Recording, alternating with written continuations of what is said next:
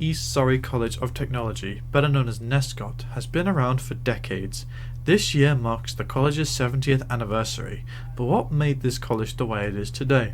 Well, me and my team decided to look into the most important historical events that took place at the college. From bomb threats to world-famous bands playing at the Adrian Mann Theatre, there is definitely no shortage of interesting events that occurred here. NESCOT started off as York County Technical College, with the first students beginning courses in September of 1953, and the establishment being formally opened the following March of 1954. The site was said to have been the largest school field in all of England. The college itself cost over £250,000 to build, and on top of that, the theatre that was built at the college, the Adrian Mann Theatre, was named after the first chairman of governors using the same name, Adrian Mann. The college gained recognition for its innovative approach to education known as liberal education. In the mid-1960s, students dedicated their Wednesday afternoons to a range of supplementary courses spanning from sailing to folk dancing. Furthermore, it was among the pioneers in technical colleges to assign staff members specifically for student welfare. Presently, this support network comprises various services such as advice and guidance, student finance, counselling, on-site healthcare, childcare, security personnel, and tailored assistance for students with a background in care.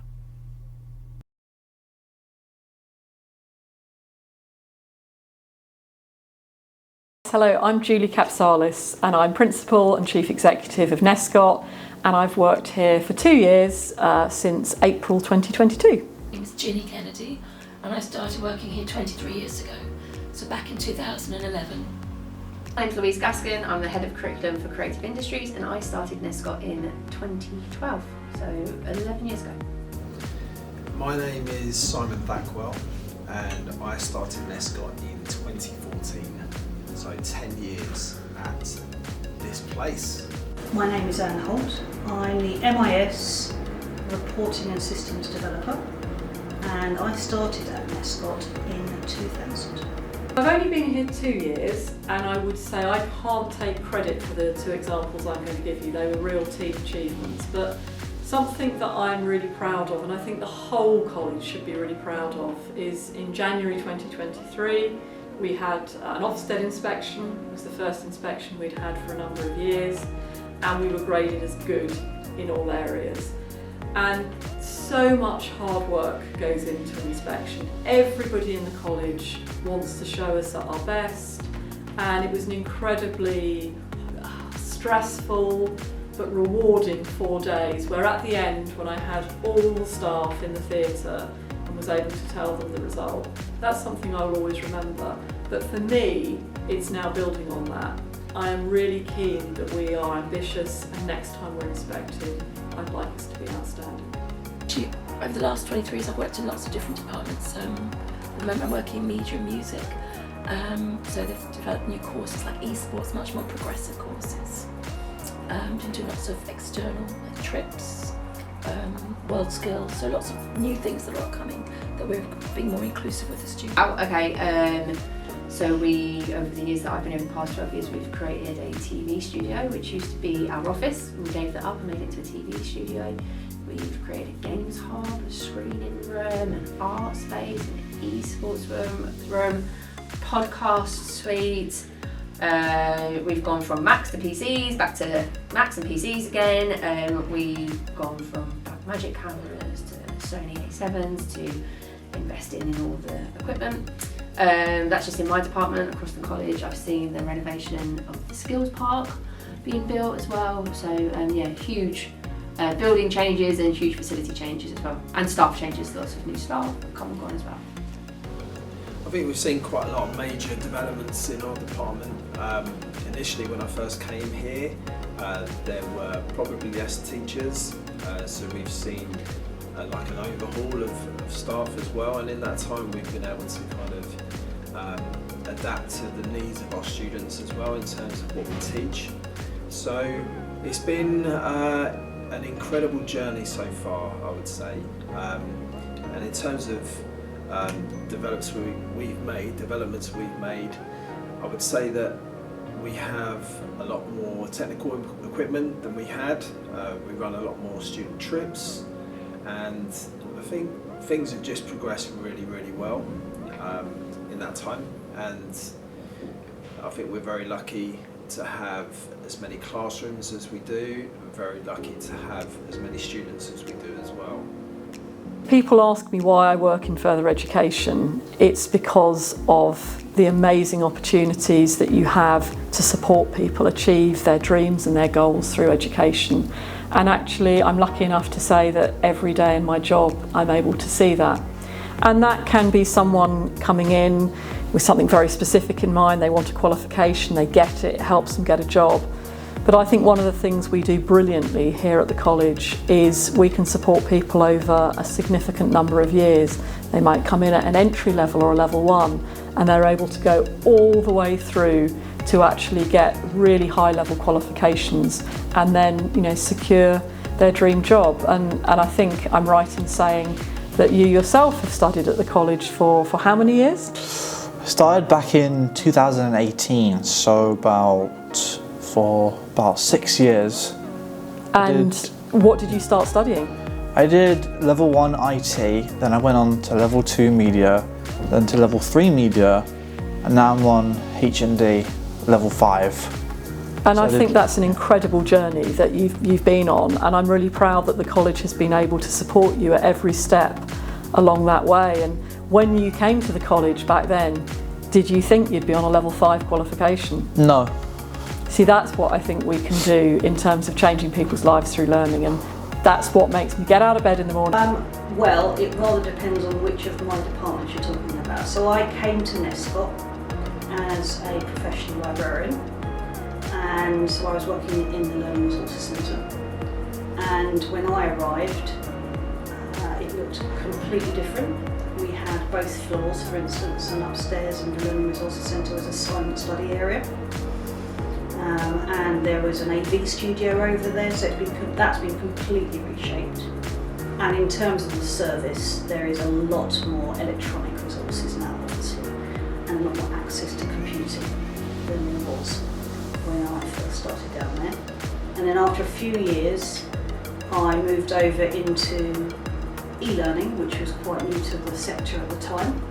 So I was out and about helping teaching staff learn how to use technology in their teaching, whether it was the interactive whiteboards or video cameras and lots of other things. And I was also looking after the increasing number of websites that we had, including online classrooms. So I was looking after a system called WebLearn, which was based on Moodle, and that became a few years ago and moved over to using a classroom from that, for instance. And then a little bit more time went on, and because I was so involved in reporting out of the back of those systems for management, and as well as getting data integrated into them, I was asked to join IT services.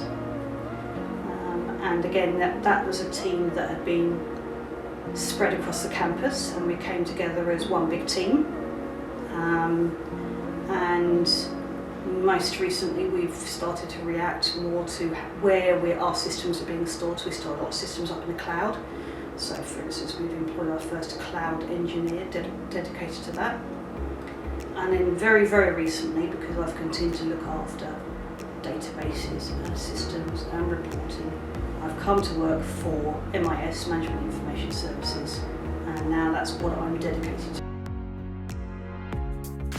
If people ask me why I work in further education, it's because of the amazing opportunities that you have to support people achieve their dreams and their goals through education. And actually, I'm lucky enough to say that every day in my job, I'm able to see that. And that can be someone coming in with something very specific in mind. They want a qualification, they get it, it helps them get a job.